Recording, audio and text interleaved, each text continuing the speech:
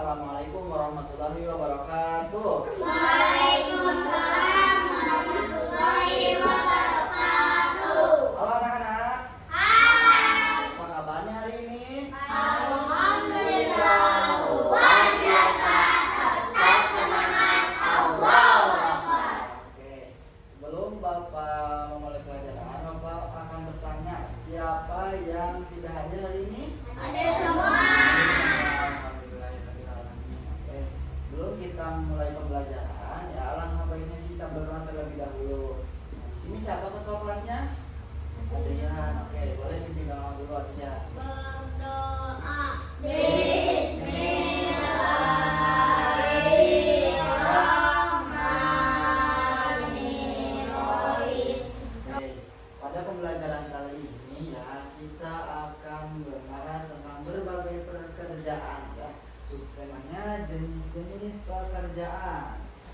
Oke. Nah, adapun tujuan pembelajaran ya pada pembelajaran kali ini yaitu ada 3 mata pelajaran, yaitu ada bahasa Indonesia, IPS, dan IPA.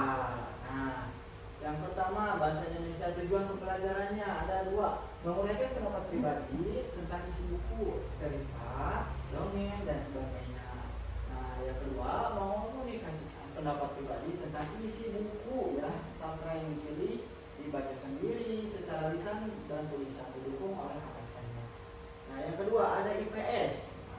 Yang pertama mengidentifikasi kegiatan ekonomi dan hubungan dengan berbagai bidang pekerjaan serta kehidupan sosial dan budaya di lingkungan sekitar sampai ke provinsi ya. Nah, yang kedua menyajikan hasil identifikasi kegiatan ekonomi dalam meningkatkan kehidupan masyarakat di bidang pekerjaan, sosial, budaya, dan di lingkungan sekitar sampai provinsi. Nah, terakhir ada IPA. Nah, tujuan yang pertama IPA yaitu menjelaskan pentingnya upaya keseimbangan dan pelestarian sumber daya alam di lingkungannya. Nah, yang kedua melakukan kegiatan upaya pelestarian sumber daya alam bersama orang-orang di sekitar lingkungan. Nah, oke. Nah, kita masuk ke pembelajaran yang pertama. Sebelum masuk ke pembelajaran yang pertama, Bapak punya kertas nih, kertas dongeng ya, yang Bapak akan bagikan ya. Nah, satu orang berdua saja ya, satu kertas berdua. Nah, yang tidak kebagian lihat saja ke yang ada ya. Oke, boleh kalian baca dulu, Bapak kasih waktu 1 menit. Oke, sudah dibacanya? Oke, sudah ya. Nah, sekarang kita akan belajar mengidentifikasi ya cerita yang sudah kalian baca tadi. Nah, di sini ada 4 ya, ada 4 tokoh. Nah, ada 4 tokoh pada cerita yang kalian baca. Apa judulnya ceritanya? Sang. Panggil lagi. Apa judulnya?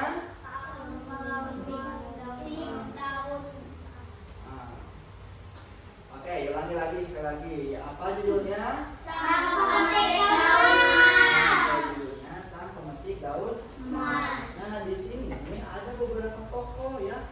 Yang pertama ada Bulak resmi. Oke, yang kedua ada Baron. Yang ketiga ada Raja yang memiliki kebun teh. Oke, yang keempat Para pemetik bunga.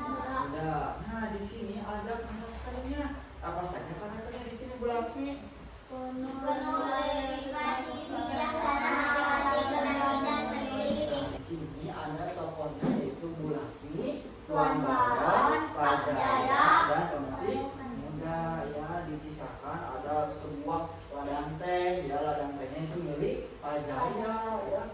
Akan tetapi ada satu tokoh yaitu Tuan Baron. Dia tuh ambisius. Apa itu ambisius? Ambisius itu semangat. Terus ada serakah ya, tidak sabar, keras kepala, dan materialistis ya. Nah, dia itu ya ingin mengambil keuntungan sebanyak-banyaknya tanpa memperhatikan lingkungannya. Apa dampak dari memetik daun teh banyak sebanyak mungkin, dampaknya apa ya, tanpa memperdulikan kerusakan dari kebun teh tersebut. Nah, sekarang kita lanjut kepada IPS. Nah, tadi kita sudah Nah, kita lanjut ke pembelajaran IPS. Nah, setelah tadi kita membaca cerita ya tentang kebun teh. Nah, apa tadi judulnya? Sang pemetik daun emas. Sang pemetik daun emas ya. Nah, kita sekarang beralih ke IPS. Nah, tadi sudah kita bacakan. Nah, sekarang kita lebih dalam lagi kita pelajari di pembelajaran IPS. Nah, yang pertama ada kebun teh. Nah, kebun teh itu merupakan tempat hidup ataupun pekerjaan ya dari tadi para pekerja muda dari Bu Laksmi, dari Tuan Baron. Nah, itu adalah pekerjaan mereka sebagai pemetik daun teh ya. Nah, daun teh ini perlu kalian ketahui ya, tumbuh subur di dataran tinggi, nah, di pegunungan ya. Nah, di sini pekerjaan di kebun teh tidak hanya satu jenis. Nah, di sini ada 6 jenis pekerjaan di kebun teh ya. Nah, yang pertama ada penanam ataupun merawat teh. Nah, dia yang menanam daun teh, ya dia yang memberi pupuk, merawat. Nah, itu yang pertama. Nah, pertama penanam dan perawat teh. Bertanggung jawab atas penanaman bibit, pemupukan dan pemangkasan agar pohon tetap sehat dan tidak terserang hama. Nah, yang kedua pemetik teh. Nah, seperti tadi Bu Laksmi dan Tuan Baron dan para pekerja muda ya. Nah, pekerja yang memetik pucuk-pucuk daun teh. Nah, biasanya 3 pucuk ke atas seperti yang tadi sudah kita baca pada cerita sang pemetik daun emas. Nah, seperti Ibu Laksmi ya, Bu Laksmi juga biasanya 3 pucuk teratas. Jadi yang 3 pucuk teratas saja yang mereka ambil. Nah, untuk dibawa ke pabrik ya, pemetikannya biasanya 7 sampai 10 hari. Nah, biasanya 7 sampai 10 hari itu sekitar 1 minggu lebih ya. Selain fungsi teh tadi sebagai minuman ya, teh juga bisa menjadi keseimbangan alam ya. Pohon teh ya biasanya memiliki beberapa manfaat untuk alam. Nah, yang pertama ada mencegah erosi dan longsor. Nah, di pegunungan biasanya tanahnya itu rawan longsor ya. Mencegah agar tidak terjadinya longsor ya. Jadi akar teh itu bisa menjaga ya agar si permukaan tanah itu lebih padat ya agar tidak terjadinya longsor. Nah, perakaran teh ditanam di rapat di lereng-lereng gunung yang berfungsi sebagai penahan dan pengikat sehingga menjaga erosi dan bencana longsor. Nah, kalau hutannya gundul, tidak ada kebun teh, ya tidak ada tanaman, maka gunung tersebut akan terjadi longsor ya. Kalian tahu longsor? Tahu. Longsor itu yang tanahnya ke bawah ataupun tanahnya yang jatuh ke bawah ya. Itu adalah longsor. Nah, yang kedua, menjaga ketersediaan air. Daun teh yang berikut membantu menahan air hujan agar meresap ke dalam tanah dan bukan langsung mengalir ke sungai hingga air tanah tetap terjaga. Nah, selain tadi kita mencegah erosi ya dan longsor, nah perkebunan teh ini juga menjaga ketersediaan air ya. Nanti air yang hujan yang jatuh dari langit itu, nah akan meresap ke dalam daun teh, ke dalam pohon teh ya.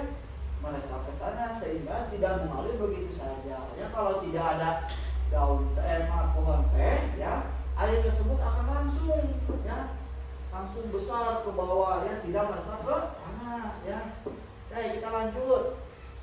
Menyerap karbon dioksida. Nah, seperti tanaman lain, kebun teh juga berperan sebagai paru-paru lingkungan dan menghasilkan oksigen. Nah, ini nih yang paling penting. Kenapa udara di pegunungan lebih segar daripada udara di perkotaan? Karena ya pohon teh itu menyerap karbon dioksida. Karbon dioksida itu contohnya seperti asap kendaraan, asap pabrik, seperti itu. Jadi kalau di dataran tinggi ada pohon teh, udaranya lebih segar, oksigennya lebih banyak ya. Kenapa seperti itu? Karena ya di dalam pegunungan itu ada pohon teh yang berfungsi menyerap karbon dioksida ya. Nah, sekarang kita masuk ke dalam evaluasi ya. Bapak mau tanya, ada yang bisa menyimpulkan tidak dari pembelajaran tadi? Oke, Depan menyimpulkan pelajaran apa? Oke, silakan Evan. Bahasa Indonesia belajar tentang kita bisa menyampaikan pendapat pribadi dan dapat mengetahui nama-nama tokoh dan karakternya. Oke, bagus, tepuk tangan dong buat Evan. Keren ya. Ada yang mau menunjukkan lagi? Oke, Adrian. IPA belajar tentang pentingnya melestarikan sumber daya alam di lingkungannya. Oke, tepuk tangan dong buat Adrian. Keren ya. Tadi IPS, ada yang mau menunjukkan IPS? Ada yang menyebutkan IPS? Oke, Fitri. IPS belajar tentang kegiatan ekonomi di berbagai bidang pekerjaan untuk meningkatkan kehidupan masyarakat atau di sekitar. Oke, tepuk tangan dong buat Fitri. Keren ya. Nah, kita sudah belajar tadi bahasa Indonesia, IPA, dan IPS. Nah, dalam belajar bahasa Indonesia itu kita belajar menentukan karakter ya dan tokoh pada cerita yang sudah kita baca tadi, yaitu misal pemetik daun emas ya. Nah, lalu pada IPS-nya kita belajar tentang mengenai ekonomi ya, berbagai macam pekerjaan pada kebun teh. Nah, terus kalau IPA ya, IPA-nya itu kita belajar tentang fungsi dari kebun teh tersebut. Apa sih fungsinya bagi lingkungan? Apa sih manfaatnya bagi kita? Ya, itu dalam pembelajaran IPA ya. Oke, sebelum Bapak menutup pembelajaran ini, Bapak akan ada kuis. Nah, ada kuis ya. Nah, Bapak punya kuis. Oke, evaluasi ini Bapak punya kuis. Nah, kita mulai ya. Nah, Bapak punya 5 pertanyaan nih. Ada yang mau ke depan nggak? Nomor 1. Oke, Nino. Oke, boleh. Klik nomor 1-nya. Oke. Nah, setelah selesai daun tadi petik, lawan memetik teh, pekerjaan selanjutnya dalam ekonomi apa? Oke, betul sekali. Tepuk tangan dong buat Nino. Kita boleh duduk. Nah, tadi ya seperti sudah kita bahas, ya, setelah daun tadi petik itu lalu diangkut ya. Oke, sekarang nomor 2 ada yang mau? Oke, Pati, sini. Boleh Pati, ke depan. Nah, pohon teh yang ditanam rapat di lahan pegunungan memiliki manfaat penting bagi keseimbangan alam. Manfaat ini adalah apa ya? Oke, mencegah erosi dan longsor ya.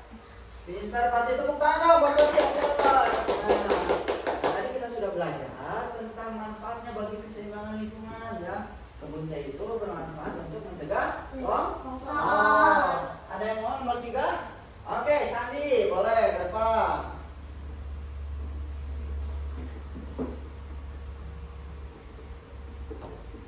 Oke, lingkungan yang paling ideal cocok untuk pekerjaan itu teh tempat hidup tanaman berdasarkan teks adalah di teksnya di masing.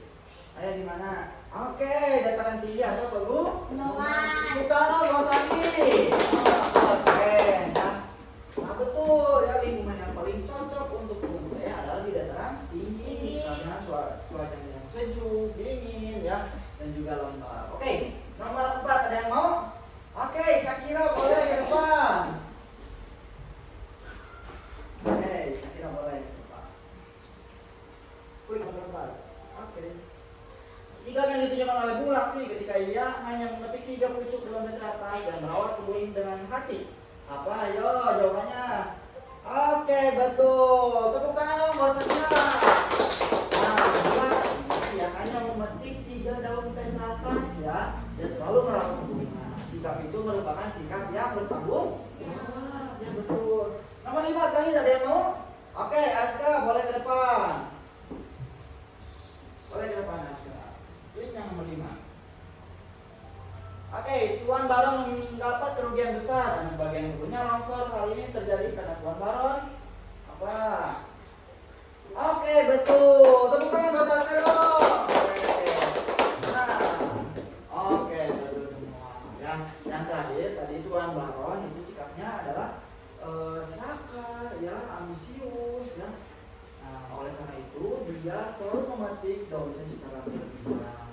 Oke, good job kalian semua. Oke ya. Nah, kita lanjut lagi ke sini. Makanya, oh sudah beres ya. Sebelum ya kita menutup pembelajaran hari ini ya, kita belum. Sebelum kita menutup pembelajaran hari ini ya, alangkah baiknya kita berdoa terlebih dahulu. Ada yang mau memimpin doa lagi? Pulang? Oke, Adrian. Berdoa. Yes.